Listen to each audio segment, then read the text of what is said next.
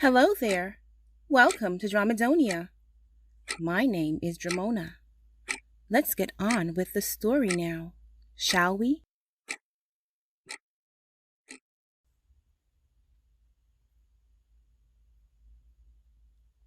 We did not stop running until we got to Melvin's backyard, where we quickly decided the best plan of action would be for Melvin to send the footage he'd taken in the basement to my phone so we could exclude him from the story to avoid getting him into trouble. Julia, Kenneth, and I ran to my house to retrieve my phone and inform my parents. We told them about Sniper running off, Julia and I falling into the basement, while thankfully Kenneth managed not to suffer the same fate we did and was able to retrieve a ladder to save us. Then we told them what happened while we were trapped in the basement.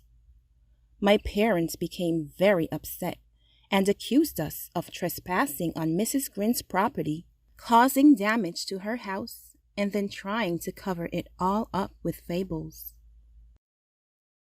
Fortunately for us, we had photos and videos to prove our case.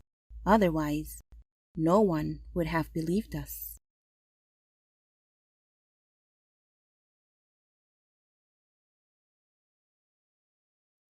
The police arrived while people gathered outside the Grins' house as the news began to spread throughout the neighborhood. Then we learned of the drama which led to the current state of events.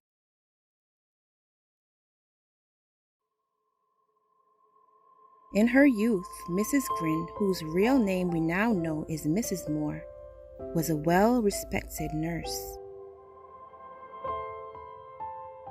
Outside of work, she lived a reserved life with her husband and young son, but would sometimes experience mood swings and mental breakdowns as a result of the terrible trauma she would witness at work on a daily basis.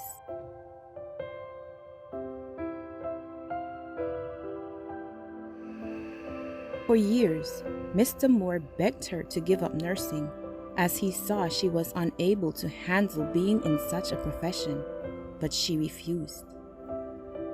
Year after year, her mental state deteriorated until she was dismissed from her job and forced to retire.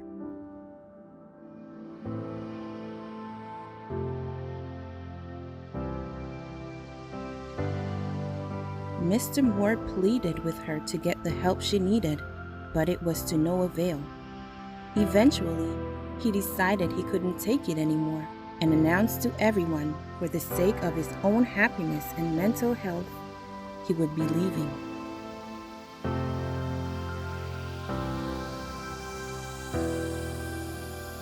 Then one day he disappeared, and people simply assumed he'd left. This couldn't be furthest from the truth, however. Mr. Moore was drugged, taken down to the basement where his tongue was removed. Then he was chained to the walls. He underwent various forms of torture for decades until he was accidentally discovered. Torn between wanting to free his father and the love he had for his mother, their son Jim fell into deep depression.